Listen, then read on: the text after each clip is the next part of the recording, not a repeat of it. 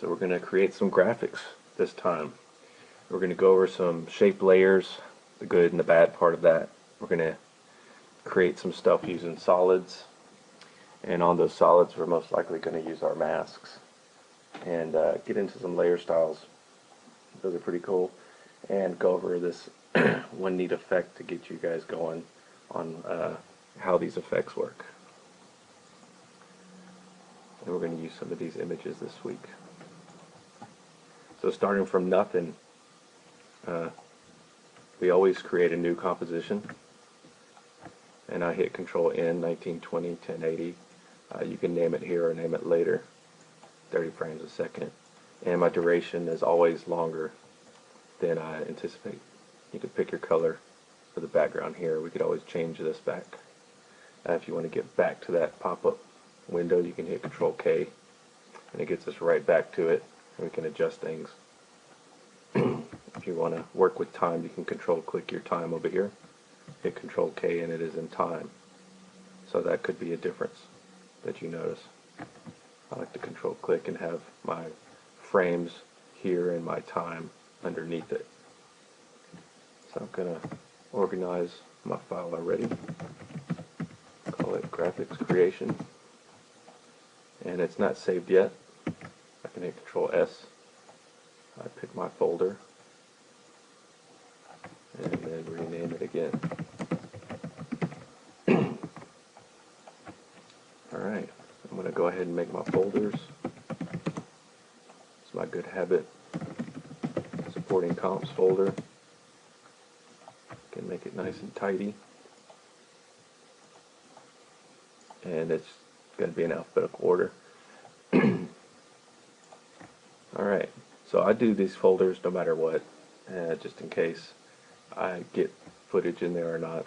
But right now, if we have no sort of imagery and we have to create something from scratch, here's how we can start. So I have a comp in here and it's empty. I wanted to show you guys, since there are no layers here, if you have your mask tool available and then you click one of these shapes and you just draw in this area, if you look down here, it creates a layer for you, and it's a shape layer. Sometimes you do not want to work with shape layers. There's very few times that you would, and it's more of like a graphic design thing, because it's very symmetrical. And I wanted to show you guys how these things work. So if you toggle down and you have a size, you got it here, and you notice that it's very symmetrical. If you adjust one side, the other side will adjust. And if you hold down Shift, you can lock it down. That gets frustrating, especially if you just wanted to move one side or try to pivot and adjust the pivot points and make it an odd shape, because it is not that kind of function on these shape layers. It does have its cool advantages. You can do rounded corners and almost make a circle if it was close enough. The position, you notice the pivot point stays in the center. Why I don't like these shape layers is because the position acts as if it's an anchor point. So if we toggle down some of this, we have a transform for this shape within the contents, and you have a transform for the layer itself. It gets kind of confusing.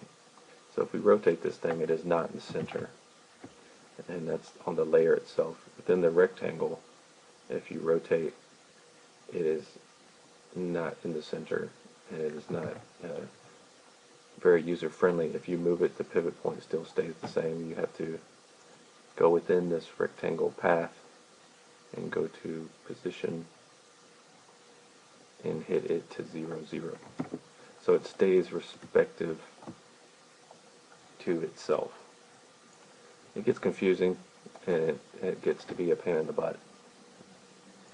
But when you draw it, you have to always kind of center these guys. And one way to center them, I'm going to turn this off so you can see this.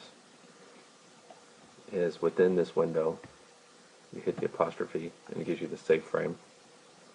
And if you look at this guy, let me fit. We have these little midway points here, and you get this little axis point in the center. And this was back for television on the tube televisions. They have some little areas that are not safe, and what parts are safe are within this area. And titles used to have to be like people's names and lower thirds would have to fit in this little smaller area. And of course you got the 4:3, and then you got the HD aspect ratios, and this was like the curve of the TV, and most likely it would not be in frame. So we don't have to worry about that too much anymore, but this little graphic really helps for knowing where the center of your frame is, midpoints, things like that. And you can actually hit Control R for rulers, just like Photoshop and Illustrator. And just like Photoshop and Illustrator, you just get up in this ruler, your icon changes, and you can click and drag down a guideline. And if you really like the center point, you could line up the center point. Or if you had graphics and thirds you measured out with pixels, you could do that. It won't be a bad thing if you're like a designer and you want to do everything from the center. These different layers and pivot points can snap to your guidelines. So if we were going to draw something again, say a circle, it doesn't snap to it just yet. But if you draw using, from wherever you clicked, I did not let go of my mouse, hold down Shift and it'll lock it down. If you don't hold down Shift, it'll be all willy-nilly, and we don't want that. So hold down Shift and you can hold down Control. It will go from the center. Then you can zoom up, and now it's actually trying to lock onto the guidelines. And from there we can adjust our settings. And just like before, it was rectangle, now it's an ellipse. And you have your size here. And it's always good to just keep your numbers even. Keep your sanity. So you can move it over with the position, but just remember when you rotate it, it will go around that anchor point, around that position. You can zero it out, and then when it rotates, you won't be able to tell, but it will go around the center.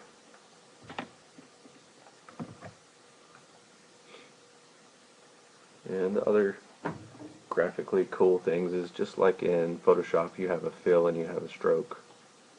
Just like up here for the character, you have fill and stroke. On the shape layer, you have a fill and a stroke. So we can adjust our stroke a little bit. I'm going to toggle these down so we can see what's going on. So I'm on stroke. I'm looking at the color. I don't mind the color. Looking at the stroke width.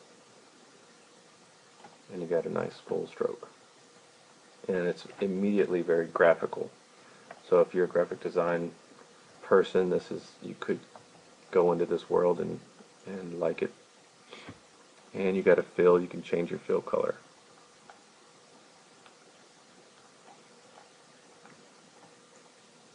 And one of the cool things about these shape layers is, I'm actually going to say it real quick, you can add different little options. Every one of these should be in this little menu. You have rectangle, ellipse, polystar, fill, stroke, gradient, and you can get into some pretty cool stuff, such as trim path. So if you do a trim path, and you see the start and the end, I'm going to use the end, you can make a stroke grow on. But since the stroke and the fill are on one layer, I'm going to delete that.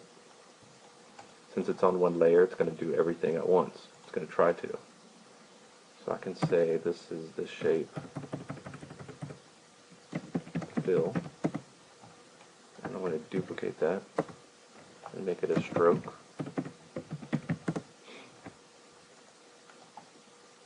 So from here, since this one is our fill, we're going to hide the stroke. And since this one is the stroke, we're going to hide the fill. Now nothing changed because it was a duplicate of itself, but I can turn it off and on. And we see that the stroke is by itself and the shape is by itself. And you can go in here and say the stroke, I want to trim the path, toggle it down, go to the end, and now you can eventually animate this guy coming on one at a time. So that's pretty cool. And you can stack these guys up and do multiple things to this by just playing in here. So for example, trying to toggle that down so you can see what's going on. Repeater is something that's pretty cool.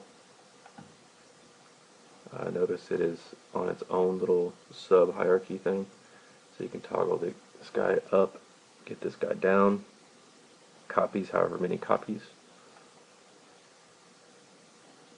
I'm just going to do a little bit, and then you can offset the whole thing, or you can, it's kind of hard to see on a circle.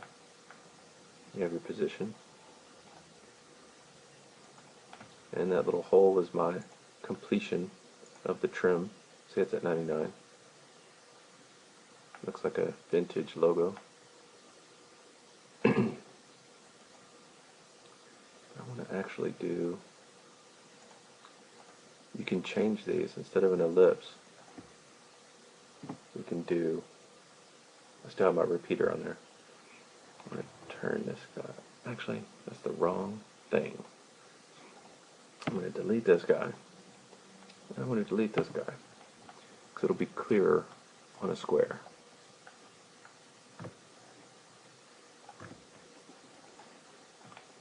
Alright, so I got my square here.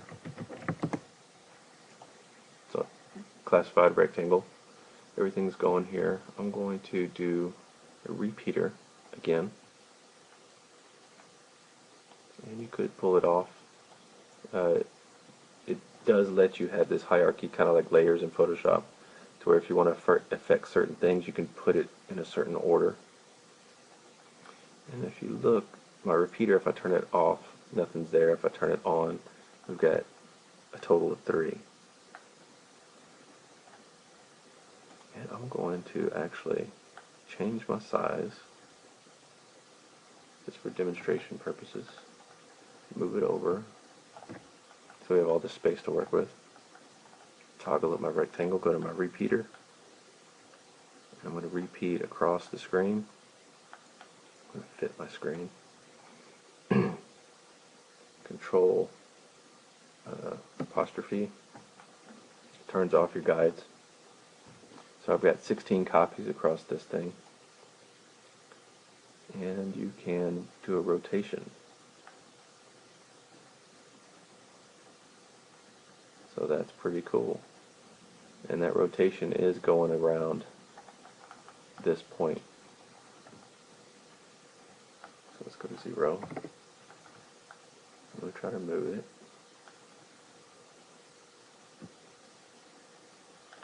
to the center of the shape. Go back to my repeater, go to my rotation.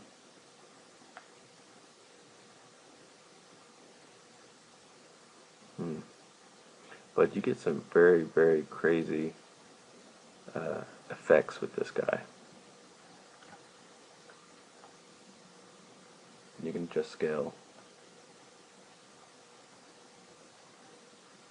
along with the rotation, and it gets pretty powerful. And you can adjust the position. Looks like it's going off into a mirror or 3D space.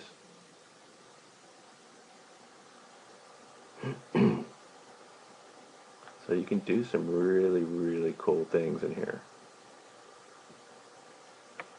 And of course you have start opacity and an end opacity, so you can make it fade to nothing.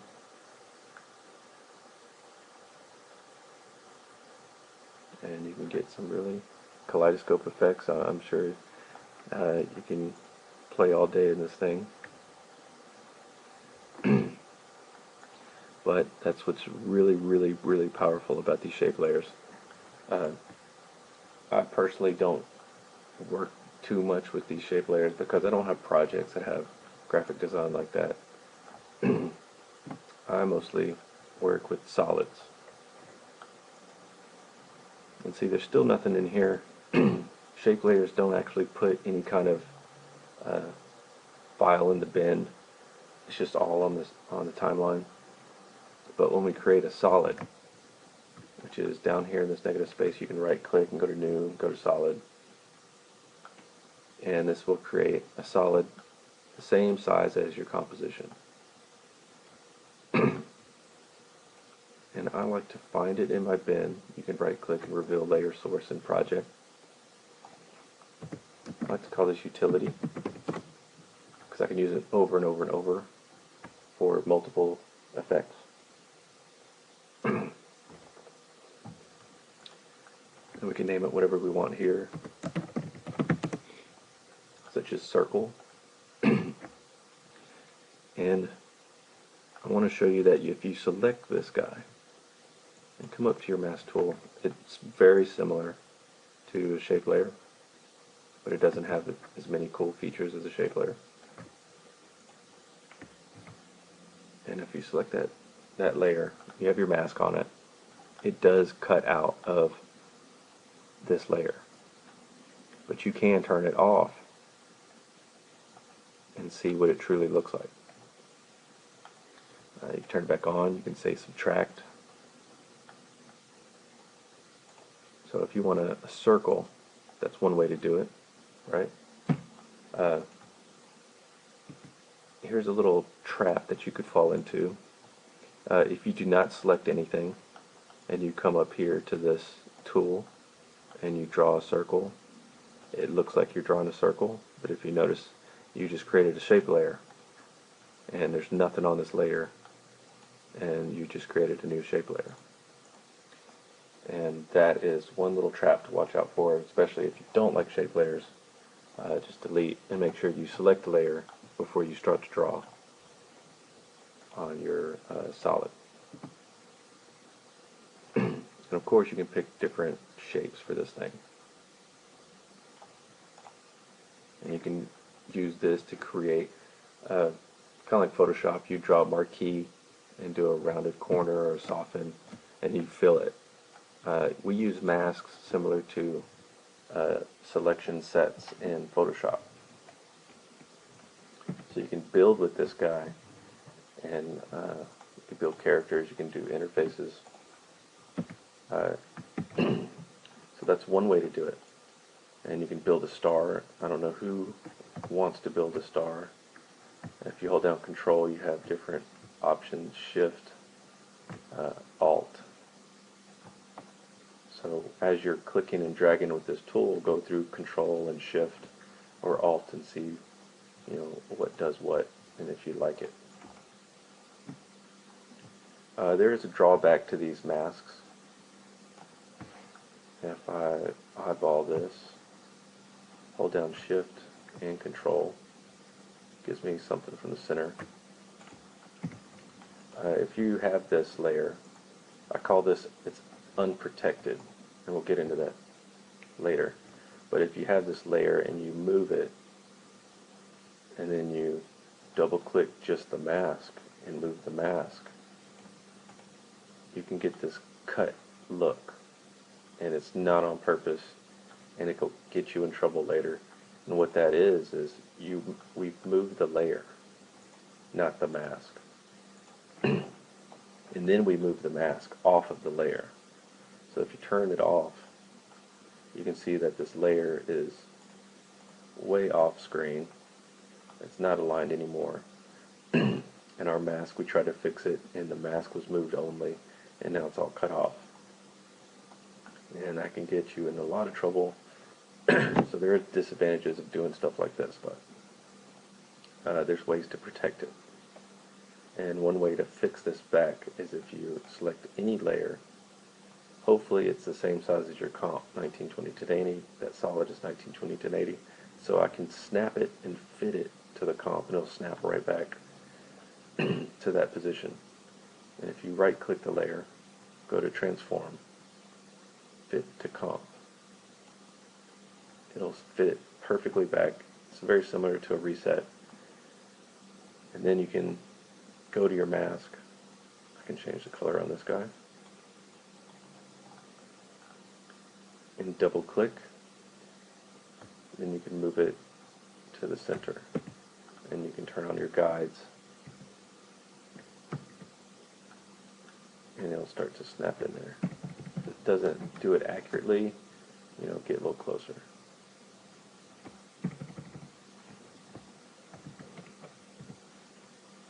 And to get out, I double click to get out. And then you can turn it back on. And you got this. Now these masks can be, you can have multiple masks on this thing. Like the star. You can have the star in here, and you can subtract it. And it'll subtract from whatever selections we have going.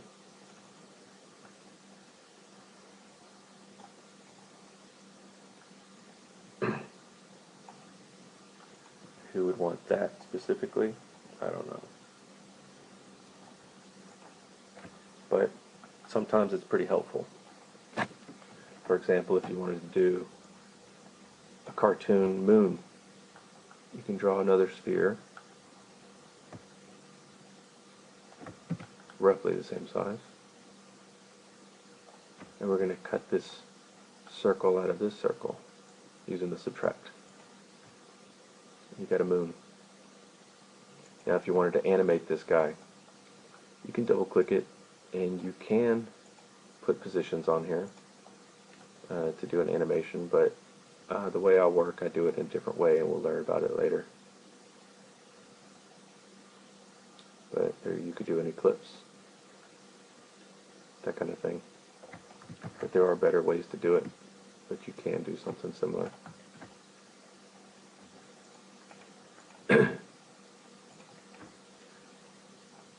So a mask can do some things on solids, but if you want a circle and you want to have control, this is like doing it from scratch using the mask tool.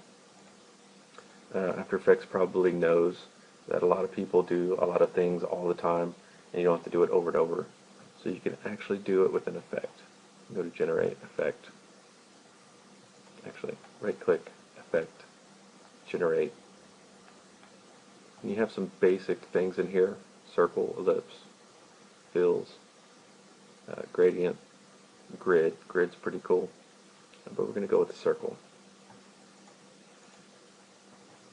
And with this layer selected, we have our effect that pops up here.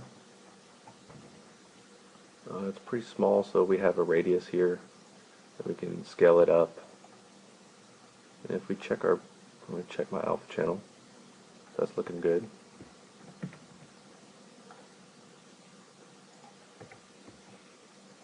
I'm going to go to fit, and 450 is close. You can invert this circle. You can put it back. You have a feather option, which if you just keep going and going, so that's about 450. Looks like a little orb, but it is still a circle. So if you make your circle smaller, you might need to adjust your feather, because the feather was for the bigger circle, that kind of thing. And it's all animatable. You turn the feather off, have it nice and crispy, and you have this option for an edge. You have an edge radius. See that little bit right there? And then you have an edge radius number. This is independent from each other, so 450. If you want to do 150, it does not affect the outside or the outside does not affect the inside. So you get this kind of look. And then they have some that are truly the thickness of this guy, so it's connected.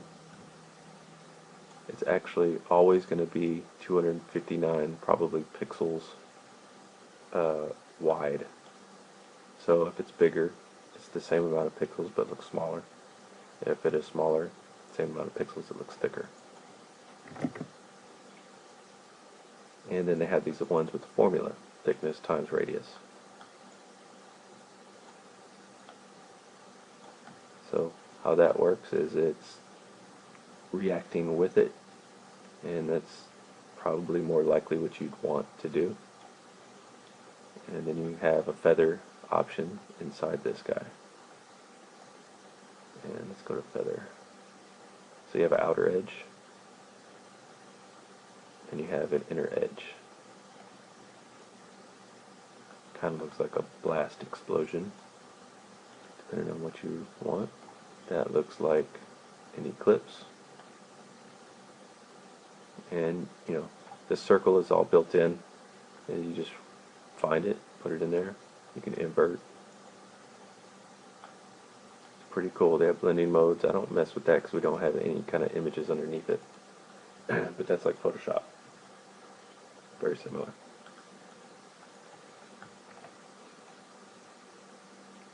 Alright.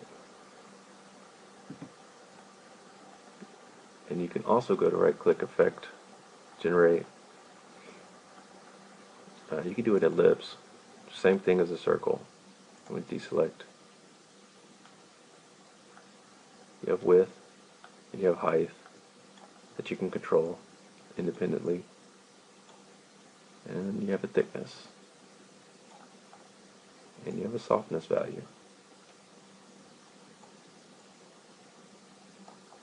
And you have an inside-outside color. And you have an option where you can composite on original, which our original is a gray solid, or you can take it off. But this really helps sometimes. I've yet to use it, but it's kind of cool. It's all pre-built in, set up for you. And sometimes you can find stuff to use it for.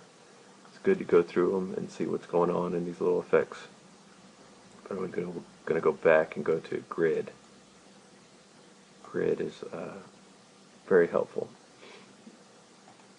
So instead of going to Photoshop or Illustrator and making you a grid or making paths inside After Effects, they have this nice little grid tool. You can size from the corner point. You got this little option here, and if you look, there's two little targets, and they move when I drag this thing. I'm going to hit reset. You could just pick this target and it'll jump to wherever I'm about to click. Or you can just click and use your screen, and these little corners targets are right here.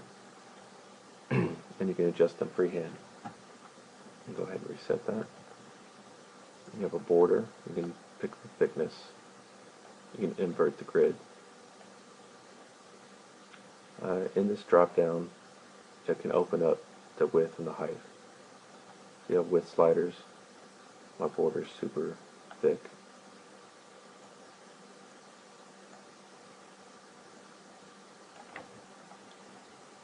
And now you have a consistent thickness that you can use. Very matrixy. I use this kind of stuff for whenever there's screen content and you want it to look like a screen and feel like a screen. You can put this overlay on top of your image or footage, and it'll really feel like pixels, like looking really close at a monitor.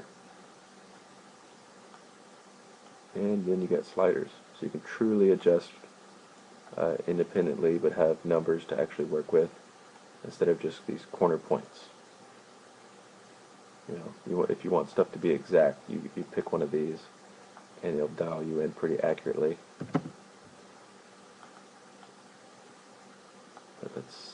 see here under width. So that kind of looks like pixels there. I'm going to go to 1, actually 2. And then you have a color. And if it's close to black, it looks pretty cool. So I'm going to do bigger than that. Make it look like graph paper. So I'm going to do 20. I want to keep even numbers. I'm going to go duplicate. See if this will work on one layer. I'm going to go to 40. Can't tell nothing until we change our color.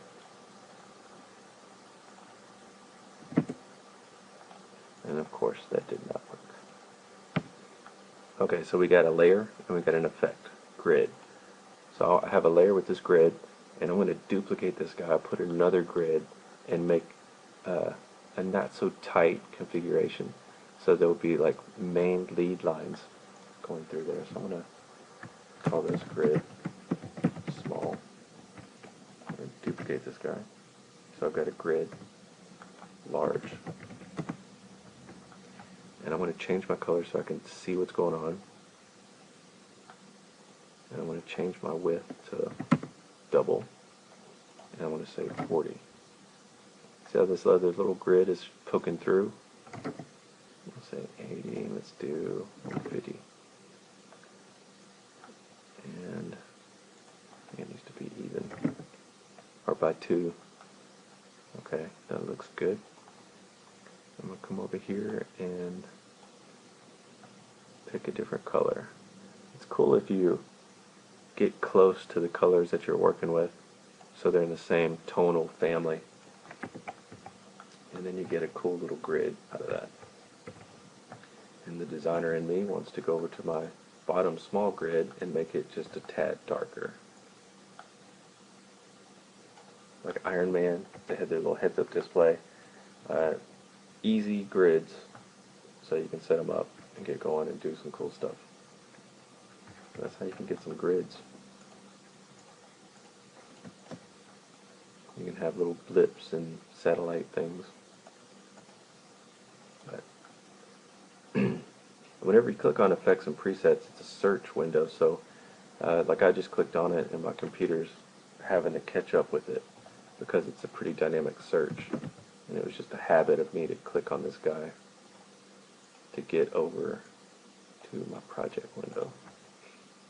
So just be aware if you're clicking on this presets and it slows down, just let it sit for a little bit. You don't want to get it angry. So I'm looking at what I was going over. So masks and things. Okay, this will be perfect for it. So if I look over here, I've got 2 layers. I just want to show you again that it's all coming from one layer. You can drag this utility layer again. It covers up everything because it's on top. I can turn it off. Everything's down there. Everything's good. I was going to show you how I use my masking and pen tools. So if I wanted to do a preset shape, that's where these are. If I wanted to draw my own shape, you have the pen tool. So I wanted to show you guys how I could go to little shape that I go to. Let's say, make it look like a little file preview. Very common shapes in the sci-fi world.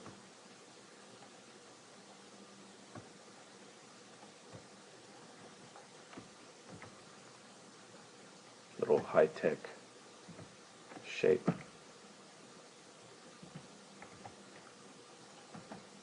That's using the pen tool.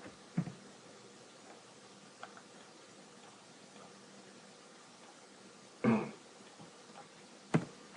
going to call this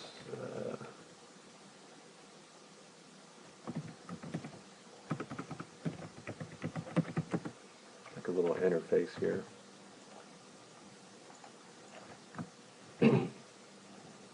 Now I wanted to show you guys layer styles with these shapes. actually before that. So with all these masks, you have all these shapes, and you have custom pen tool paths that you can do. Anything with the mask, you can do another effect on it. If you right click, go to Effect, Generate Stroke. So what that does is it gives you a stroke, just like Photoshop and Illustrator, around wherever your mask is. And you can change your color. The dark is probably not going to show up. So I'll make it lighter than that. But not super white. And you can pick the size.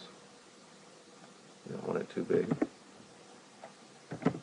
The smaller your graphics are, the more techy it looks. So I'm coming down here and I'm deselecting, so I turn my mask off. I can turn it off here too. So if I get close and turn it off, I can see what my stroke's doing. And keep it at 2.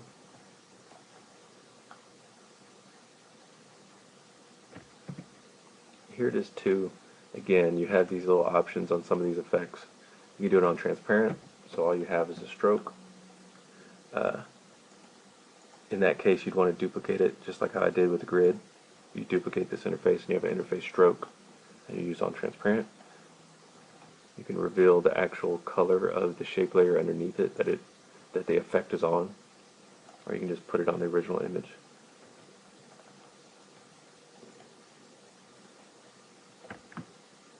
I'm going to hit save. So with this interface, I can right click, I can go to layer styles, and go to color overlay, or gradient overlay. If I want a solid color, I can do just another color which works like a fill. Or what I like to do is, if I'm going to use a color overlay, I could use a gradient overlay and add more interest to it. Because any kind of color change over your stuff adds a little bit more production value, which means you get paid more. So I'm going to come down here in these layer styles. See, I have a mask, I got an effect on this layer, the regular transform, but layer styles is down here too. And if you double click, you have a gradient overlay and a blending options. Blending options I don't mess with. That's just like a program thing, it's always there. But I just added a gradient overlay and there it is.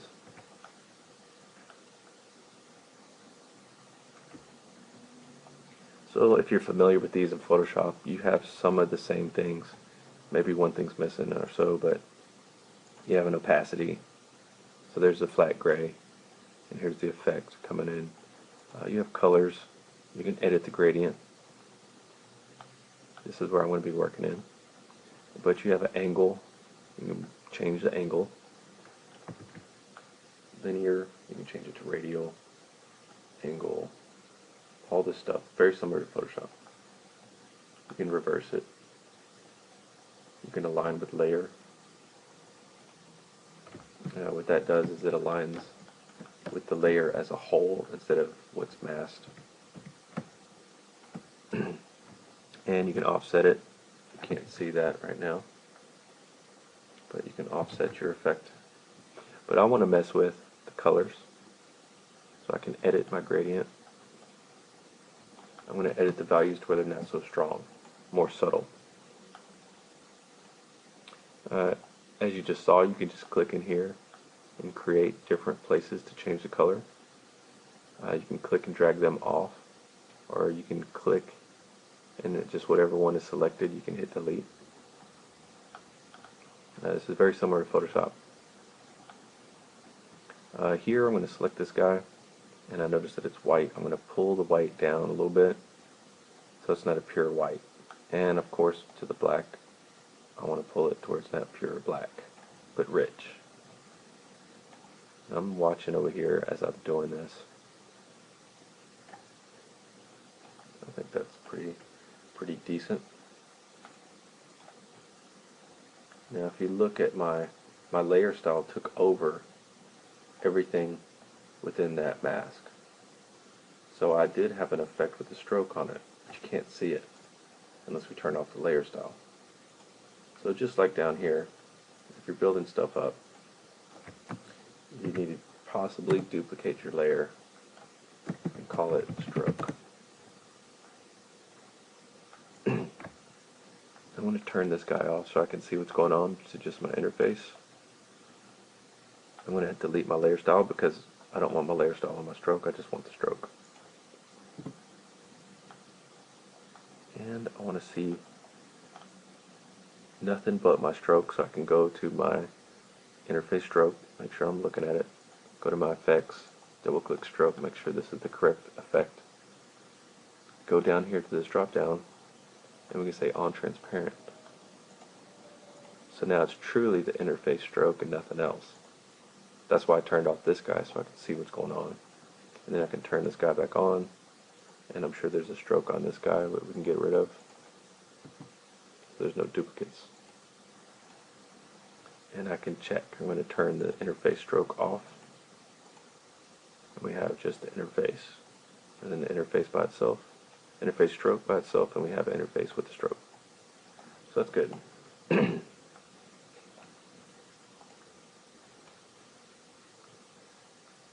now we can go back to our layer styles. So we have gradient overlay. That's my go-to thing to get this kind of look. You can find another one under right-click layer styles. Inner glow. A lot of text effects and tutorials had these kind of layer styles for text, and you can put these on text, but you can use them very fast effects in here. I'm going to go here.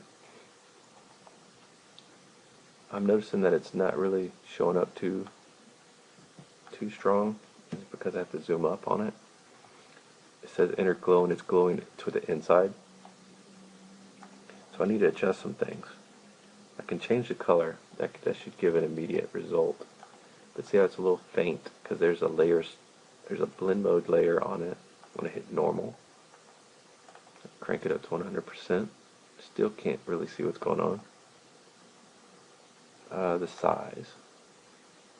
Depending on the size that you draw this, the size will affect it.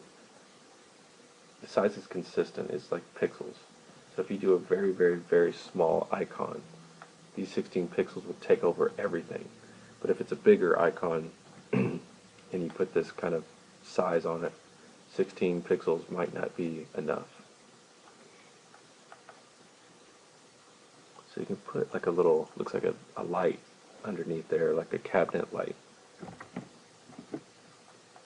And then you can come back and if you wanted to, you could put a little touch of yellow in there. And then the opacity, pull it down to where it's very subtle.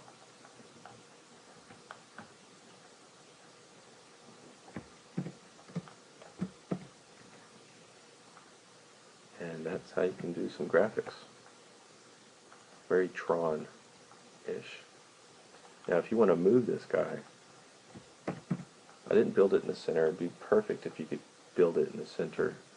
But if you just move it, you're going to have to move both of them. So you want to select both and move them around where you want.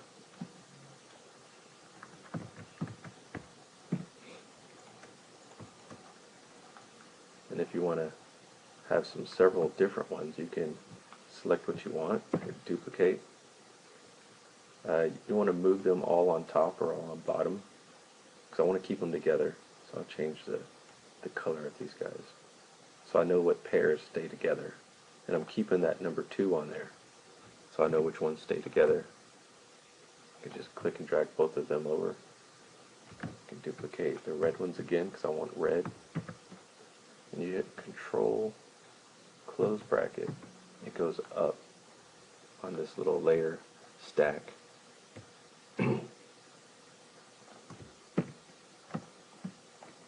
We're creating several several little file tabs.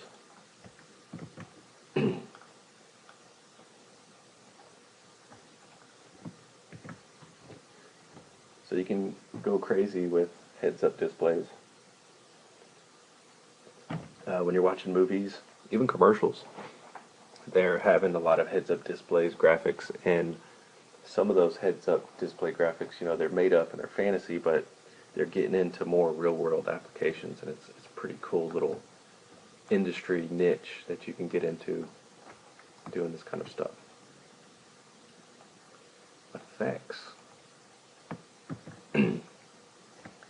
Alright, let's see, make sure I didn't miss nothing.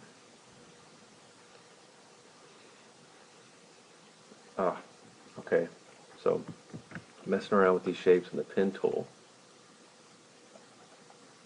Say we did get something to work with and we want to import actual images in here. Let me organize this guy really quick. I'm going to recompose this and call it sci-fi. What that does is that creates all those layers into a new composition here. And it just so happens the function I did, it keeps it in my timeline. Don't need that, but I got my sci-fi backed up, ready to go. I can close that guy out and put him in supporting comps. But say we did get some images to mess with. I'm going to go import. Select my folder, Control I. Go to the correct folder that I need. I can look at thumbnails. So I got a soccer ball and I got a shoe. I'm going to import both of those at the same time. So I select both, hit import. And we have different sizes on this, guys. And you got to be careful, because what we like, if I hit Control K, I like 1920 1080. If you just drag this guy to this new composition, it's going to create a new comp just for this image at whatever size it is. So watch this. Keeps it the same name, which is helpful. That new composition is right next to it, and it is at the same size as this image. Sometimes you like that. That's more of like an advanced way to do this kind of thing, but I'll show you the way I like to do it, and it helps out later on. But say like the shoe is 1806, if you drag and make a new one, you'll see that it's keeps the same name and the same size.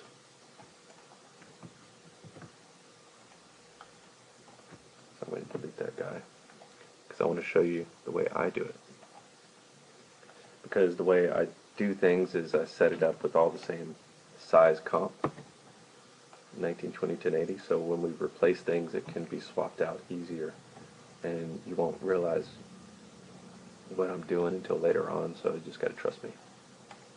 So GraphicsCreation is my main working timeline, and if I want to make a composition for each one of these guys, so later we can go in and change and update, I want to make a composition for each one, and I want to make them not the same size that they are, so I can swap them out later with something else. But I don't want to really work in here, so I'm going to make a new composition. You can have multiple compositions in here. So I'm going to hit Control N. I'll call this ball. Hit OK. It's empty. And it pops out here. What else do I have? Shoe. So I'm going to make another one called shoe. And then you just kind of, like the shoe is here, the ball was out here, depending on where I was selected. I'm going to drag them into my supporting comps. They're along here with sci-fi and shoe. So shoe is selected. I can drag my shoe into this composition. I'm going to go to ball, and drag my ball into this composition. Now here's where that fit to comp really comes in. See how there's still some room around my ball down here on the bottom? I'm not going to touch in here because I want it to be perfectly centered. So if I select this guy and I right click, go to transform, fit to comp, watch what happens to the ball. It will literally fit it to the comp in that kind of aspect ratio, which we don't want. So I control Z. You can right click, go to transform. You can fit to width. So it keeps the true size of the image but fits it to the width. Or you can transform fit to height. So that's really cool, especially if you have pictures from landscape and portrait mode, you want to just string them together. That kind of function really helps out.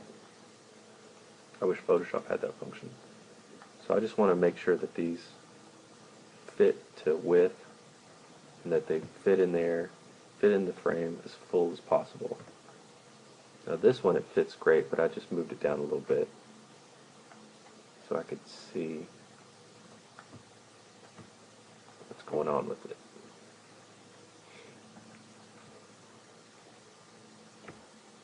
Okay, so now this ball is here. How do we cut out the ball? I'm going to select this guy, go to my ellipse tool.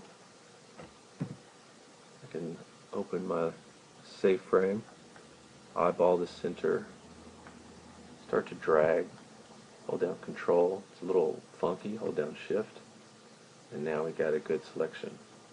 And you get it close.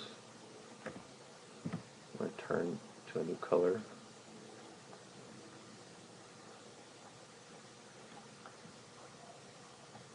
I think red's better. And now we can adjust our sphere. Try not to drag the handles. Double click the curves between the handles, and it lets you select everything at once. And then you can use it like a transform tool and adjust it as you feel fit. So I just want to clip it in to where there's no white showing on the edge. And there you go. And I'm trying to cut out this shoe, but when I do my alpha channel, I realized I did it already. So let me find a shoe without this PNG. I'm going to re-bring it in and adjust it so we can cut it out. Okay, found my shoe that I wanted. I'm going to re-import it. And I'm going to just drag it back down, make sure I'm on my shoe composition. Drag it back down the shoe. Redo my transform. Fit to width. I know I have more room, so I'm going to drag it down to where it's about in the center.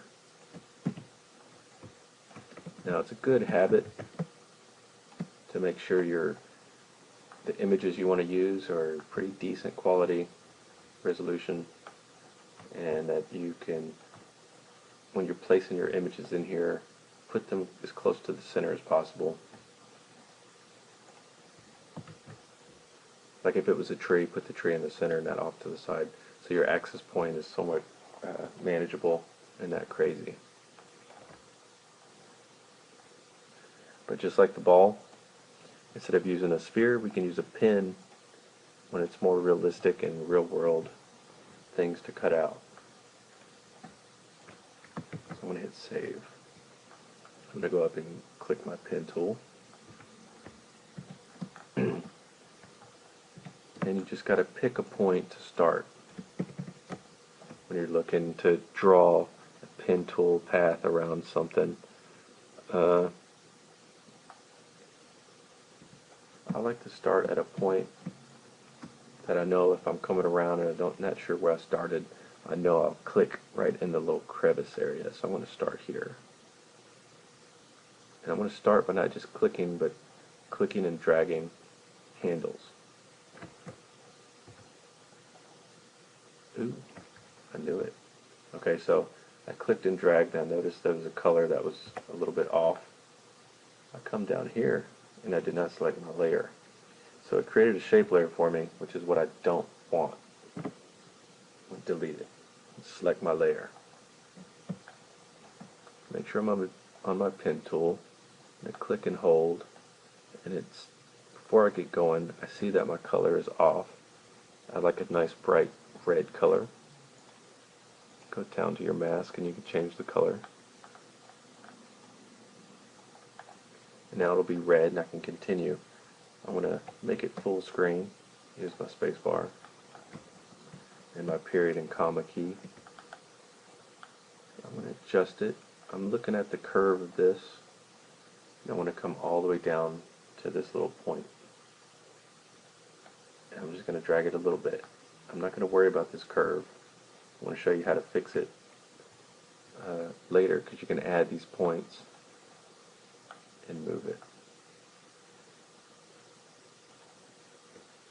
But within this pen tool, you have an ability to use these handles, and you can break those handles by holding down Alt while you're still in the pen tool.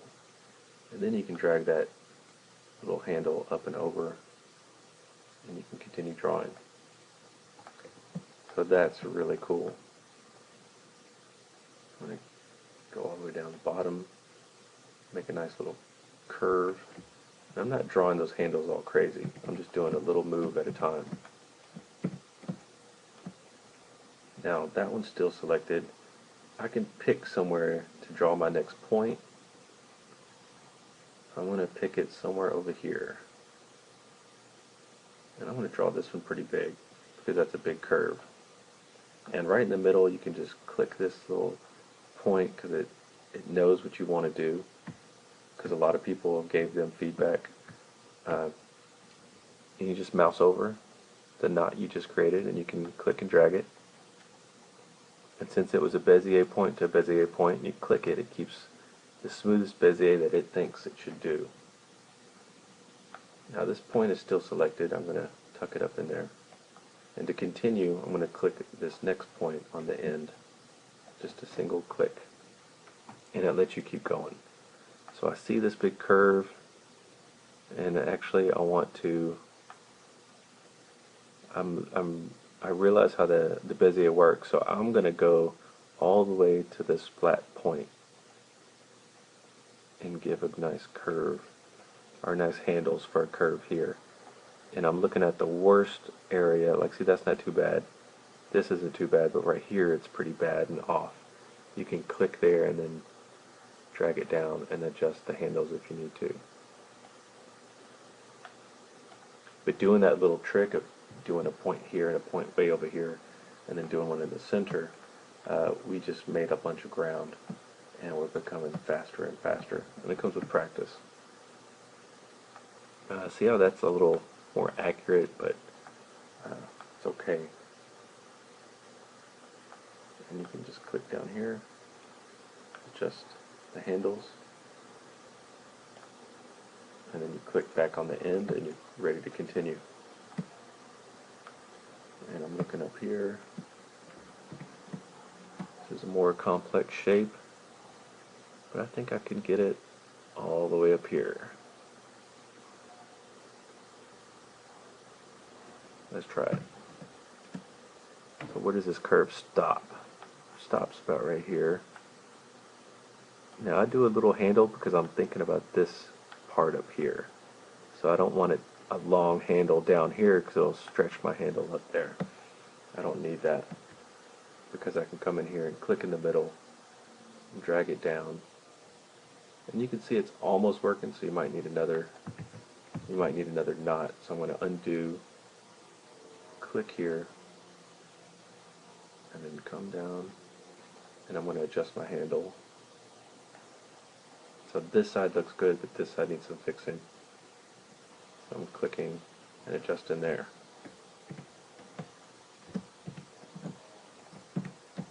Alright, so I'm going to click this little knot.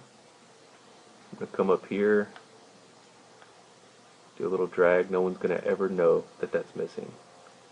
I'm going to click here, and I'm going to hold down Alt and break my handle. and I'm about to start coming out the top. So this looks like one complete curve, and I could stop about right here. I'm going to fix it, and I'm going to pause this really quick. Alright, so select our point again. I'm taking a look at where I can click again.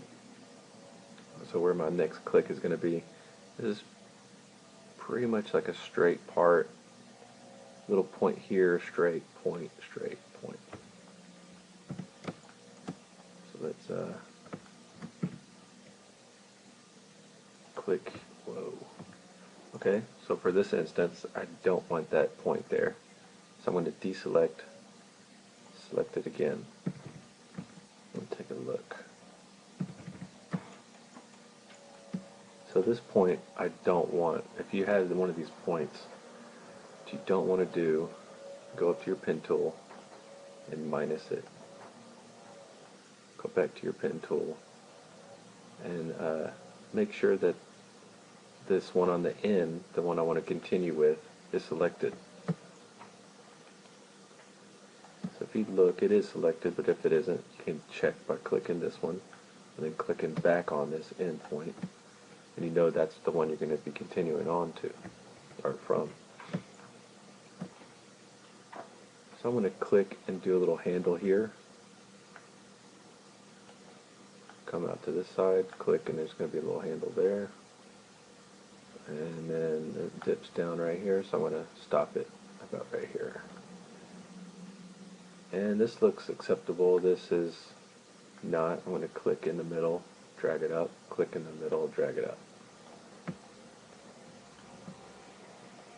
Come over to this little dip.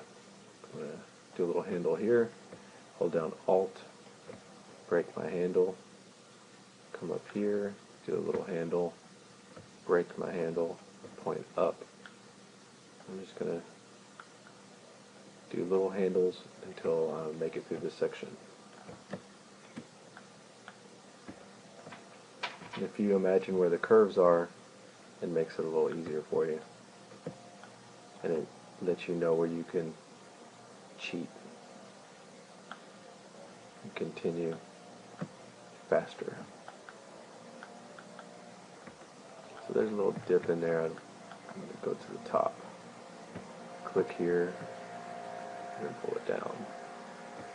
I'm just going to go all the way to the bottom, use my handle,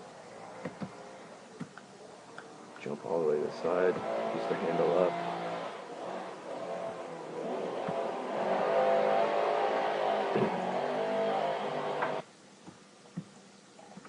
And with practice, you're going to know where you can click and fix things. And that's the beautiful part about a pen tool. And this does work very similar to Photoshop and Illustrator. So some people don't like the pen tool, but the pen tool is your friend. Don't listen to the haters. Haters gonna hate. Alright, so this is a little more complex. We're not going to get too detailed with our pen tool, but you can if you want. I see a big curve going down to this part, so let's just go down here. I'm going to click in the middle where this furthest point is. Adjust my handle, click on the end, and if you know it, you could just click and drag a little bit.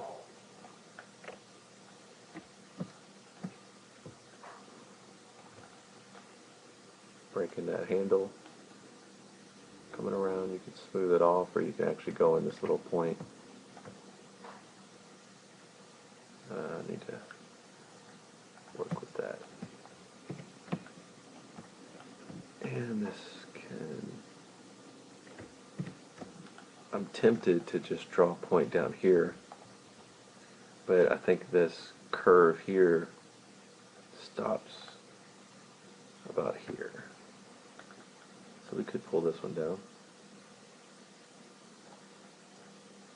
and work the handle a little bit.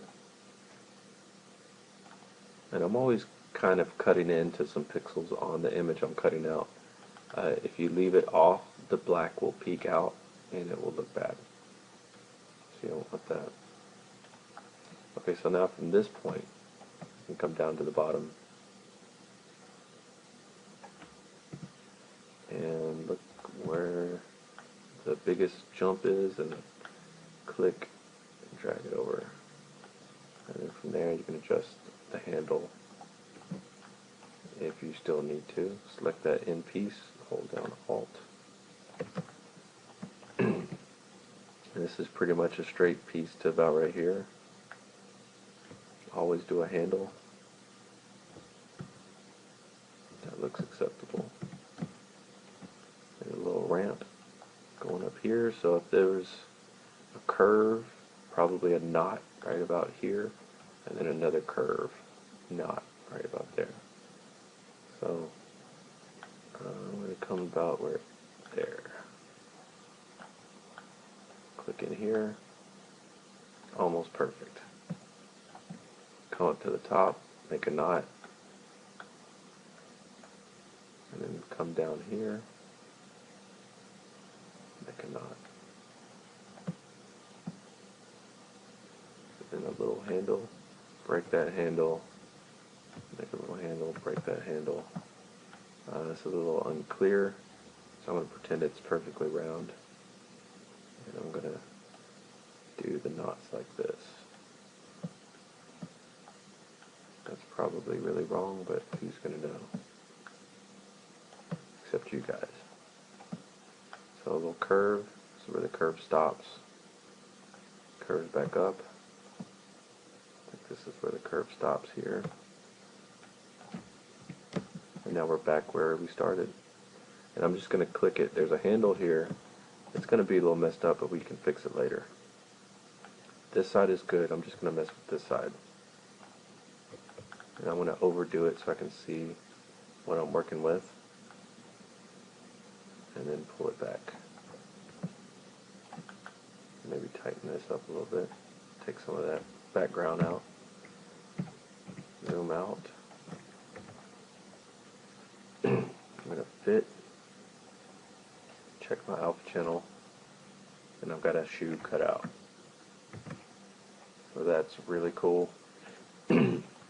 If you have people, if you have a cup, if you have any kind of graphic, a logo even, that's how you cut it out. And with the pen tool is your friend. You should start using pen tools in Photoshop and Illustrator, because you can always go back and adjust it. The cool thing about this mask tool is you can feather. You might not can tell what's going on, but with this option you could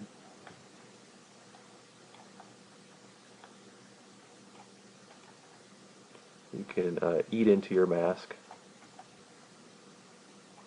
but it has to be a live path inside After Effects. You could cut this shoe out in Photoshop or bring in an Illustrator from, a path from Illustrator, but it needs to be a live mask to have these options. So if you cut it out of Photoshop and you bring it here thinking you can do this, you cannot. Unless you convert your path from Photoshop in here as a mask. And then you can feather if you want it soft. It looks like it's creeping from the darkness. Kind of cool.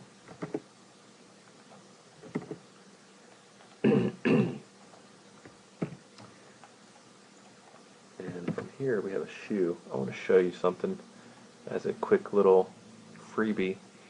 So you have your ball in your shoe here. You have your footage. I don't want to mess with the footage because I have it quote unquote protected. This is how I call it, protected. They're in their own timeline, their own composition. So if I go to GraphicsCreation, it's empty. I can work with their supporting comps. This is what I like to do. So they're inside these little layers like this. If I wanted to fix a mask, I could go into the shoe, double click it, it opens up its timeline, and I can fix the mask. And I can close that. I can adjust this one if I wanted to, close that. But they're inside these layers, and I could mess with these layers as much as I want. I could animate these layers and still have these source files protected. So for example, I can make it skinny and small. I can make the shoe. So this is how I would use any kind of graphic that I've created or stuff that I've imported. They're like, see how small this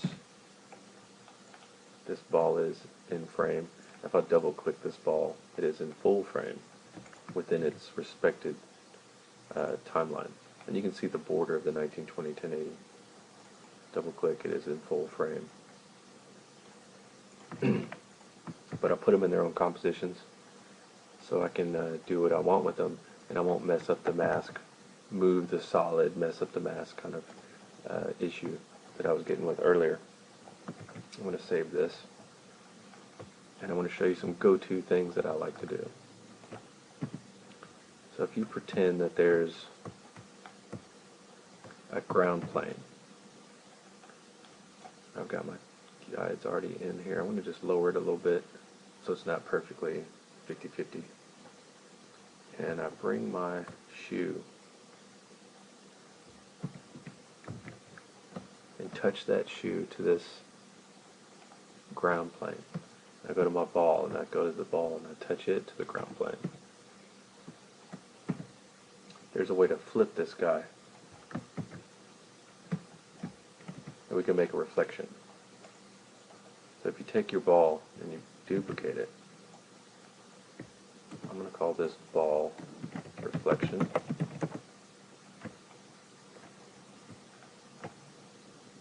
Kind of looks like a reflection, but hey, it's the same thing. So if we go to scale, and this is X, which is left and right, and this is Y, which is up and down, you can do a negative on this scale, no matter what number it is. And it's going to flip it on the scale. So you couldn't see it because it was underneath. If we take the negative off, and we're just flipping it on this scale wise, which is pretty cool because it gives you this fake reflection really fast. In 3D programs, reflections are very expensive render times, and that's what's so cool about After Effects, is you can fake it, and it's not so power intensive on your computer. I'm going to move my shoe down here and go to my scale by hitting S, unlink it, and hit negative, relink it, and make sure my other one is relinked. It's good to keep my organization. And I'm going to touch the bottoms. I think that's dark in the front, so it's okay. Now if you can imagine this as like a really glossy black surface, we're kind of putting this into people's minds if we do it like this. Now one thing you can do is add a mask to the reflection layers, and I want to show you why you would do that. So with this soccer ball, I can do this, and what I want to do is I want to see the soccer ball and have it fade off to this point, so it's like distance within the reflection. So within my mask, I'm going to highlight it so you can see what's going on. I've got ball reflection. I'll put my mask on here. I'm going to toggle down my mask option. There's a feather. I'm going to feather the mask. So I'm close to 250, so I'm just going to do 250. I'm going to double click my mask and move it up. So it looks like it's fading off. You can even go up higher than that. Maybe 300, 350. That's looking pretty groovy. If you want to, you can adjust your mask.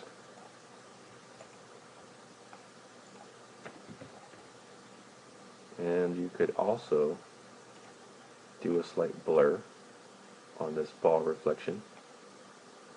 What kind of blur? The go-to is go to Effect,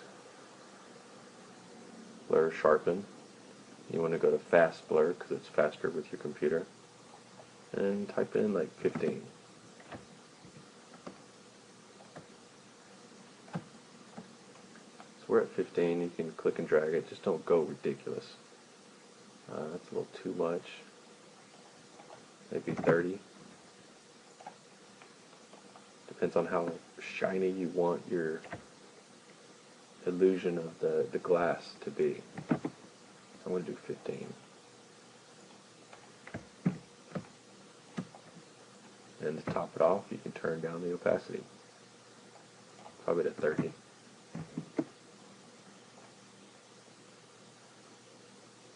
Depends on what you're looking for. 50.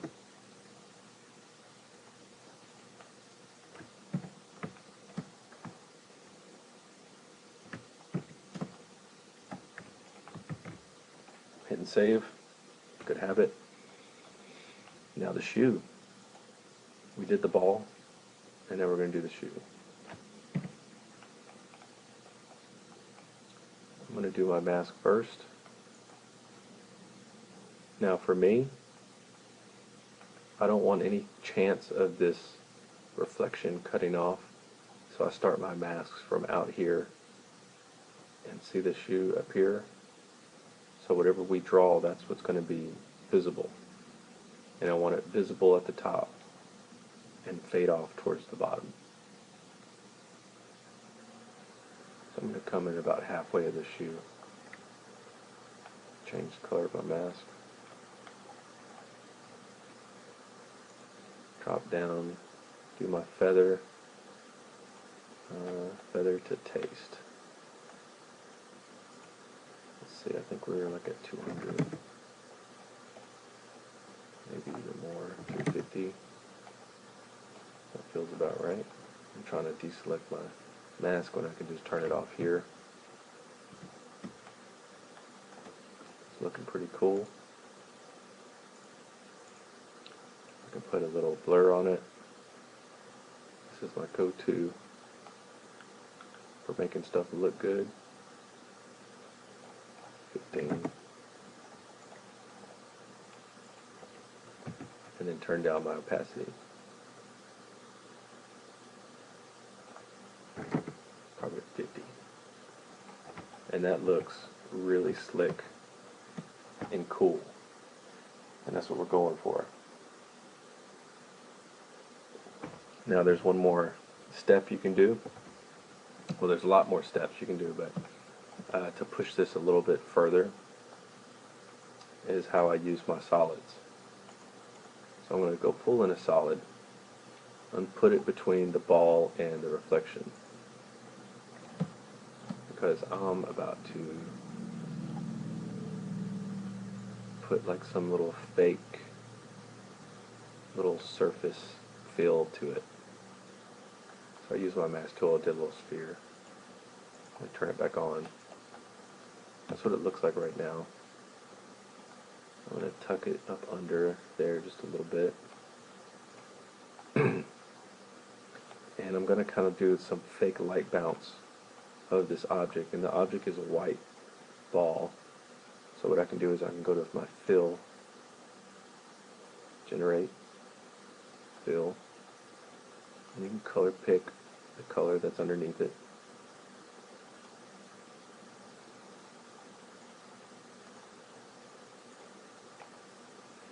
And you can do two things. You can use the effect of blur, or you can use the feather of the mask. It kind of does the same thing. I'm hitting F and it jumps to the feather, the mask feather option. And you can do a little bit of that, which I'm at like 52. And then you turn down the opacity to where it's very subtle. I'm going to do 25 opacity, and that gives it a little bit of surface to mess with. And I think I can go up on my feather to make it really smooth. and now it's very, very subtle, but it feels right. And I'll do that to the shoe too. But first I should name it and call this, ooh, okay.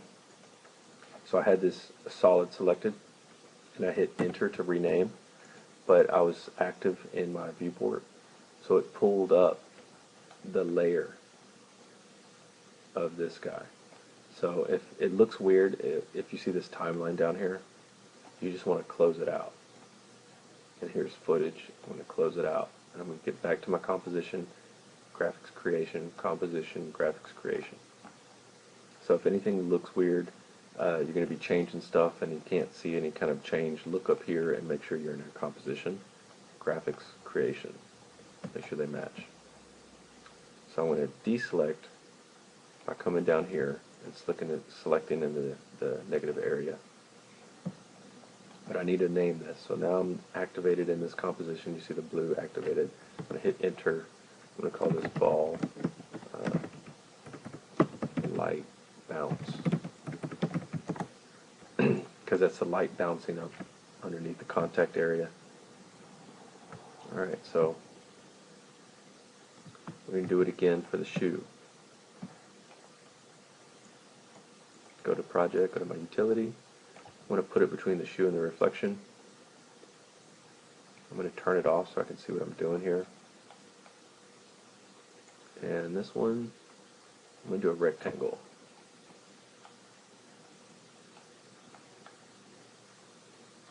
And I'm just eyeballing what I'm thinking this little area should be. Make sure it's up under a little bit. I'm going to turn it on. This points up a little bit, but it's just the surface. And it's good to observe the real world and see how things act, because that's what we are mostly doing in this program, is adding in some faux reality. Okay, so now I need to put a color to this shape. Effect, generate, fill. Color pick. Color. Kind of like the lighter color. Too light. Close to the original. But it's good practice to always use color pick if you're using something like this. I'm going to call this shoe light bounce. Go to my feather and turn it up. Say 150. And it could be, like, it's pretty wide, like tall, so we could squish this thing. So if I come up to the lines, double click one of the lines between the knots, hold down, Alt is not the one, Control is the one I want. And we could make it extend a little bit since we're squishing it so much. Still give it some meat. And I think the feather is too much. So we can pull down on this feather. And it is strong. Let me see the opacity of this guy, 25. Hit the opacity here and type in 25. It's almost invisible. And this is where you can adjust it and get it back to taste. Flavor to taste.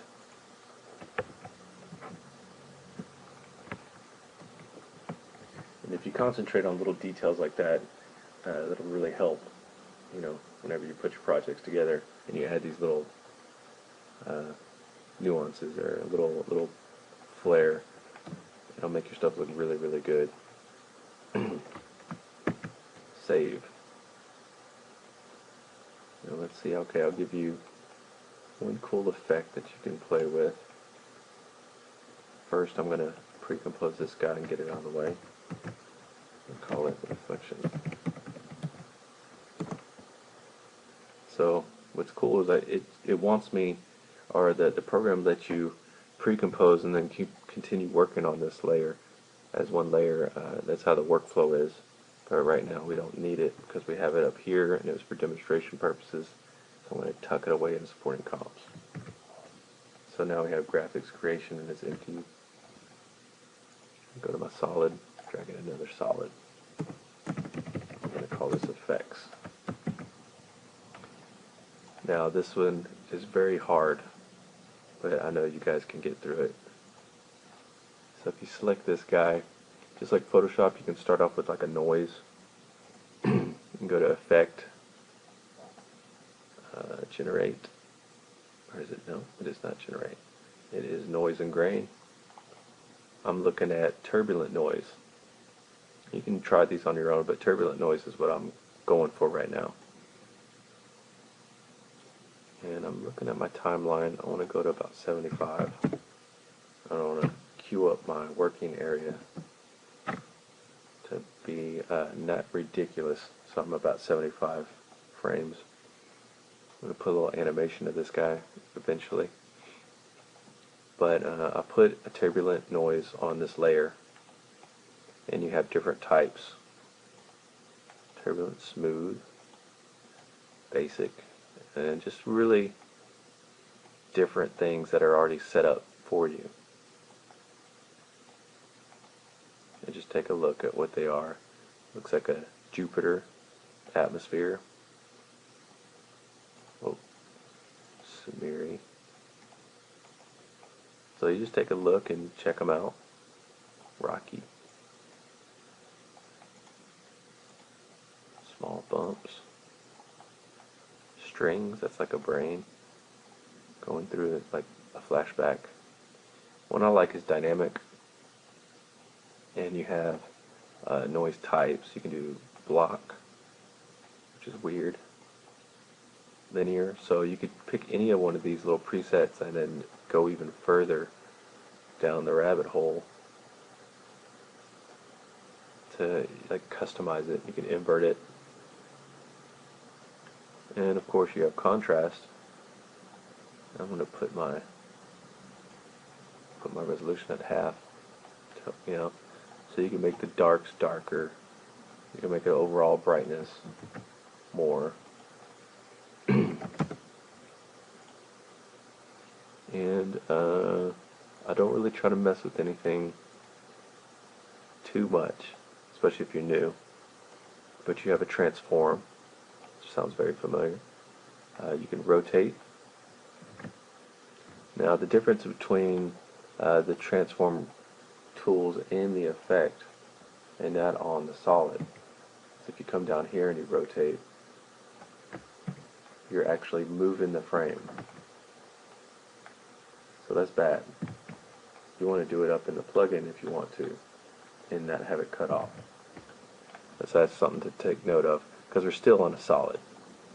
We don't want to move that solid, and you want to protect it. You can always lock it until you need to adjust it. But try not to move your solid. And you got to scale, so you can zoom up on the effect within the effect. Kind of cool when you say 200% is twice as big. And to animate, complexity, be careful. Your computer might not can handle that. Subsettings is like all the little things happening on the smaller level, on the smaller details. Evolution is pretty cool. This is the cool stuff. If I click and drag this, that is what this plugin does. I'm just going to click and say I'm going to start keyframing. If you select your layer and hit the letter U, it says it shows all animated properties. We only have one. I'm going to come over here to 75 and put in 360. I'm going to save, then I'm going to preview using 0 on the number keypad.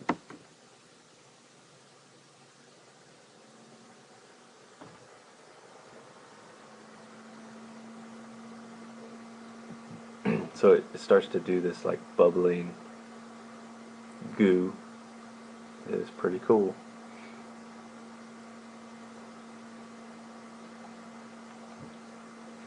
And the way After Effects works in a lot of 3D programs is you can use the black and white information to put colors to it. And one way to do that is you go to Effects, Color Correction, Colorama. This is a pretty cool one to mess with. So this has different colors for the different values of the grayscales. Input phase, you can say get the information from the intensity or the red channels or the green channels. Leave it on intensity. I don't really mess with this, so I'm going to close it up. But output cycle, this is where it gets kind of cool. You can put your own colors to the different values of the gray, but they have presets. Now you can mess with all of these and check them out, but the coolest one is fire. So this is going to put these colors to the different parts of the grayscale. So if it's dark, it's going to be the dark red. If it's going to be mid gray, it's going to be the oranges. And if it's white, it's going to be white. You can kind of see it dark to white. I mean, that's what that is. And you can totally customize it, but it's using black and white information to run this plugin. And it might take a while for you to get the concept of that, but after like 10 years, I'm kind of getting the concept of it, and you could use it for your advantage. It's pretty cool. And that's what it looks like.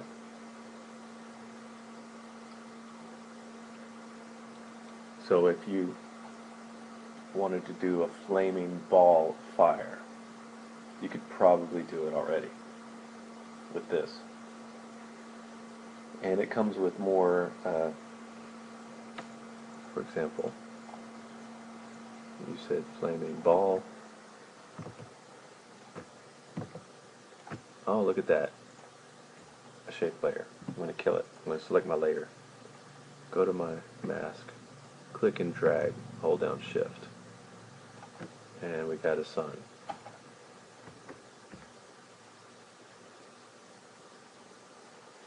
So that is masking, that is matting out that layer till all you see is a sphere or circle. And you can do different things with that. I mean, it's pretty cool. Now to animate and to do different things, to have things wisping off the edge, if you want flames and things coming off of here, that's going to take a different skill set that we don't have just yet, but you could at least get this far. And there you go. You're free to practice, and practice you must, because we're only going to get more deeper in this, and it's going to get even funner. So, see you next time.